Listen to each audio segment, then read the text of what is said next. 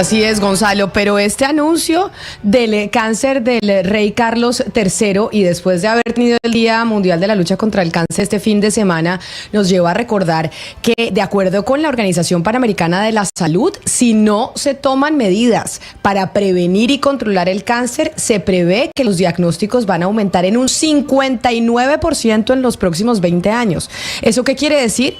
Que la probabilidad de los que estamos aquí sentados en la mesa en unos años lleguemos a tener cáncer es bastante alta. Así que esta transparencia que decía Ana Cristina de parte de la familia real sobre el cáncer del rey Carlos III, pues por lo menos tiene algo positivo, y es llevar a alertar a la humanidad sobre la importancia de prevenir esta enfermedad si es que se puede hacer. Por eso quiero saludar al doctor Juan Carlos Velázquez, que es el jefe de los centros de oncología de la Clínica del Country Clínica La Colina. Doctor Velázquez, bienvenido, gracias por atendernos.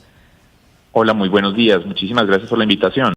Doctor Velázquez, ¿el cáncer lo podemos prevenir o no lo podemos prevenir? Porque cada vez tenemos más gente alrededor, gente famosa como el rey Carlos III, pues padeciendo de cáncer. ¿Hay algo que podemos hacer para prevenir, como dice la Organización Panamericana de la Salud? Bueno, en realidad algunos cánceres son prevenibles. Algunos son derivados, por ejemplo, de conductas de riesgo, como es el hecho del hábito de fumar, la obesidad, el sedentarismo, el excesivo consumo de carnes rojas, el uso de embutidos, por ejemplo, y también de infecciones como la del virus del papiloma o del virus de la hepatitis B. Entonces, muchos de estos cánceres realmente son prevenibles.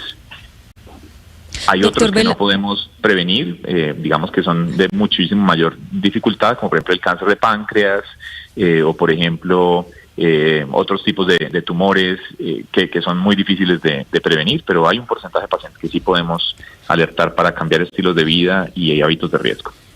Doctor Velázquez, como usted sabe, lo hemos invitado pues por el diagnóstico que le hicieron al rey en Inglaterra, y no se sabe qué tipo de cáncer es, pero lo que sí se sabe es que cuando le estaban haciendo unos exámenes por el agrandamiento de la próstata, pudieron constatar que no era cáncer de próstata, pero sí encontraron el cáncer que sí padece. Teniendo en cuenta cuáles son los órganos que están cerca a la próstata, que son el recto, la vejiga, la pared pélvica, y bueno, usted me corregirá o me añadirá cuáles más, ¿cuál puede ser posiblemente el tipo de cáncer que se descubre cuando se está haciendo un examen con este objetivo del agrandamiento de próstata?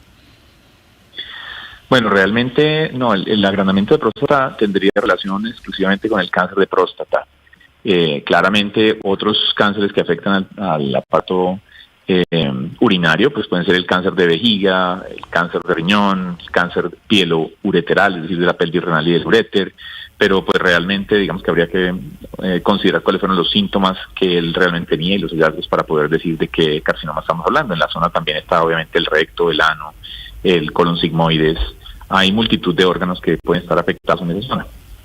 Doctor, yo quiero preguntarle por los tratamientos. Anteriormente, siempre que uno tenía en la cabeza un cáncer, siempre era una quimioterapia o una radioterapia, pero aquí incluso hemos hablado de algunos tratamientos nuevos que han surgido. Actualmente, ¿ustedes cómo están tratando el cáncer, pues aparte de la quimioterapia y la radioterapia? Bueno, realmente la posibilidad de tratamientos para el cáncer ha crecido de manera muy importante en los últimos años, y los tratamientos, digamos, pilares como la cirugía, la quimioterapia y la radioterapia siguen siendo fundamentales, pero hoy en día se han visto enriquecidos por otras terapias, como por ejemplo la inmunoterapia, que fue objeto del Premio Nobel de Medicina hace unos años, y que tiene una manera de actuar sobre el cáncer muy diferente, a diferencia de la quimioterapia, que va a destruir la célula tumoral. La inmunoterapia lo que busca es quitar los frenos que el cáncer le pone al sistema inmunológico para que el mismo sistema inmune del paciente ayude a atacar el cáncer. El cáncer debería ser reconocido eficazmente por el sistema inmunológico y destruido por el sistema de defensa, pero el cáncer tiene varios mecanismos por los cuales frena el sistema inmune.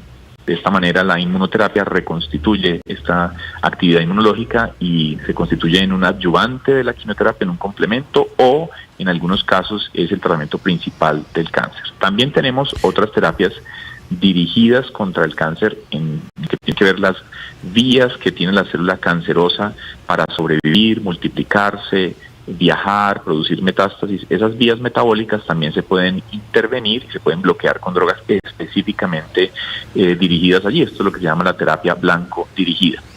También tenemos tratamientos hormonales y ahora, más recientemente ha tomado mucho interés también las terapias de las combinaciones de anticuerpo-droga, es decir, drogas que van como un caballo de Troya, dirigidas a la célula tumoral, se pegan a través del anticuerpo a la célula tumoral de manera específica, entran a la célula tumoral y allí liberan el contenido del fármaco que destruye a esta célula maligna. Entonces hay diferentes modalidades de tratamiento que estamos empleando hoy en día para el manejo sistémico. Y también hay terapias locales como la crioblación o la embolización, que son otras terapias o la radiofrecuencia dirigidas a lesiones puntuales. Doctor Velázquez, mi compañera Camila Zuluaga mencionaba el tema hereditario y la importancia que puede tener la herencia para los casos de cáncer en el planeta. ¿Cuál es el porcentaje, si es que lo tiene, de importancia de la herencia sobre una persona que es diagnosticada con cáncer? ¿Hay una importancia y un elevado porcentaje de probabilidad de que si su padre, su madre, su abuelo tuvieron cáncer, uno padezca la enfermedad? Bueno, el tema de la herencia es un tema importante. Realmente las enfermedades que son específicamente, o sea, los cánceres que son debidos específicamente a la alteración de un gen en concreto y que se transmiten de manera directa, digamos que de forma heredofamiliar, pues son un porcentaje pequeño. Digamos que estamos hablando de un 5% de los cánceres. Pero luego están otros, digamos, ya no un gen específico, sino la combinación de diferentes alteraciones genéticas que pueden incrementar el riesgo en una persona, pero ya no lo hacen de manera tan determinante como se trata de una mutación de un gen especial de los genes asociados a cáncer heredofamiliar.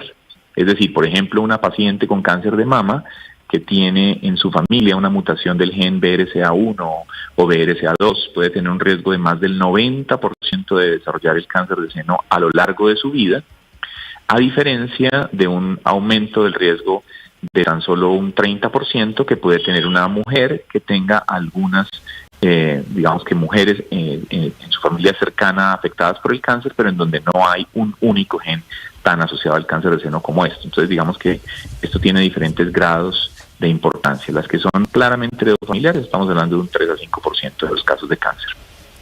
Doctor Velázquez, volviendo al punto de cuál es el tipo de cáncer que podría padecer el rey, si es un cáncer, digamos, en el área abdominal, pues la gente, o por lo menos yo, a ese tipo de cáncer le tengo mucho miedo porque generalmente se dice que son son tipos de cáncer con una sintomatología tardía, es decir, que presentan sintomatología cuando ya están en estado avanzado y que además con los tratamientos existentes hay menor posibilidad de sobrevida. ¿Esto siempre es así o esto ya ha cambiado? O sea, si a uno le hacen un diagnóstico de cáncer en la cavidad abdominal, ¿tiene que resignarse a que le queda poco tiempo de vida o hay alternativas más esperanzadoras? Bueno, realmente el tema no es tanto la topografía, digamos, abdomen versus tórax, sino va un poquito más relacionado a órgano específico y también claramente el estadio de la enfermedad. Digamos que pacientes que son identificados con un cáncer de colon en un estadio temprano, pues digamos que tienen unas altas posibilidades de ser beneficiar de un tratamiento curativo. Si uno tiene cáncer de colon o de recto, pero con enfermedad metastásica, si esa enfermedad metastásica sea asintomática, pues el pronóstico claramente es diferente y usualmente la enfermedad metastásica pues no es curable en la mayoría de los casos. Ahora bien, hay unos grupos de pacientes que teniendo ese mismo cáncer de colon, pero con alteraciones muy particulares a nivel molecular, como por ejemplo la inestabilidad microsatelital, que es una característica en concreto de algunos pacientes en especial, pues puede tener una supervivencia mucho mejor con los tratamientos hoy en día disponibles que ese mismo cáncer de colon metastásico al hígado. Entonces realmente son muchos los factores. En el caso, por ejemplo, de las mujeres, uno de los cánceres ginecológicos más importantes es el cáncer de endometrio, un órgano que también está, por supuesto, pues localizado allí en pelvis, pero ese se manifiesta muy tempranamente a través de sangrado vaginal anormal y eso permite un diagnóstico muy oportuno del cáncer. Y teniendo el mismo cáncer de endometrio, dos mujeres, de acuerdo con sus características, digamos que moleculares del tumor, pueden tener pronósticos también totalmente diferentes. Entonces, realmente son muchos los elementos. Doctor Sí. Velázquez, hemos hablado del componente de ADN, pues el componente familiar en el desarrollo del cáncer, que es el caso pues que nos trae a esta conversación, que es el rey Carlos III. Y le quiero preguntar si esa misma característica que lo hace a uno propenso al cáncer, uno también heredaría esa posibilidad de aliviarse del cáncer o de mejorarse del cáncer, porque estamos hablando que la abuela de él se alivió de 2 cánceres hace mucho tiempo, uno en 1966 y el otro en 1984, y la medicina ha avanzado muchísimo desde entonces, y esta señora se murió de 101 años. ¿Esa capacidad de recuperarse también se hereda o eso sí no, se hereda lo maluco? Bueno, es una buena pregunta. No, realmente, digamos que tiene mucha importancia en el tipo de alteración genética que lleva al cáncer. Es decir, por ejemplo, si uno lo que tiene es un síndrome de Lynch, que es una enfermedad hereditaria, en donde lo que está alterado es la capacidad de recomponer los daños del material genético que todos los días nos suceden en el proceso normal de generación de células hijas a partir de células madres, pues esos cánceres que se asocian a Lynch tienen mejor pronóstico, sobre todo con los tratamientos que tenemos hoy en día, que los cánceres que no tienen esa característica.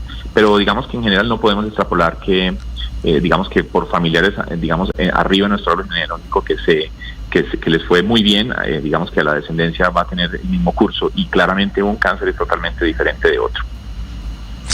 Le pregunto por la alimentación, doctor Velázquez. Hay muchos mitos, o se habla mucho de alimentos que generan mayor riesgo de cáncer en las personas.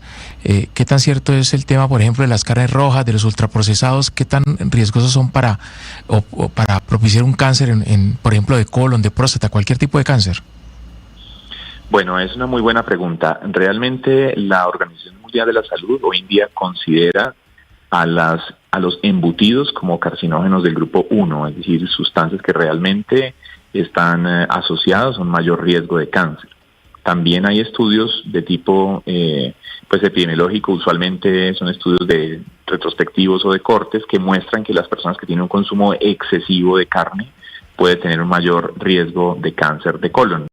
Entonces sí hay vinculaciones entre la alimentación y el riesgo de algunos cánceres, pero esto es, digamos que, asociaciones puntuales para algunos cánceres en concreto. La obesidad como tal, que también es una alteración, pues en muchos casos, o sea, el 90% de la obesidad es exógena, es decir, es por excesivo consumo de calorías, claramente tiene asociación con cánceres como por ejemplo el cáncer de seno. Entonces hay una relación entre la dieta y algunos de los cánceres que nos afectan.